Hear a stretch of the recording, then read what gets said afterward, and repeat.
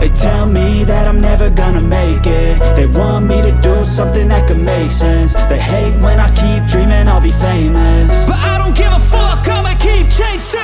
I got all this potential that's deep inside of me, but they hate when you're successful cause they try to be. They sit there being judgmental because you're trying things, and they just want you to settle and do the right thing. So get a good job, don't slack off. Wake up every morning, make a good impression on your boss. Don't do anything that I wouldn't do, and when you're making money, make sure you don't spend it too soon.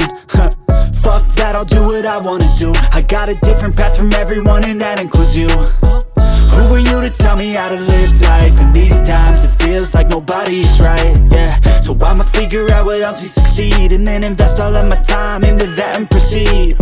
I need whatever the hell could make me happy, and I don't think you have a clue what could that be. They tell me that I'm never gonna make it. They want me to do something that could make sense. They hate when I keep dreaming I'll be famous, but I don't give a fuck, I'ma keep chasing.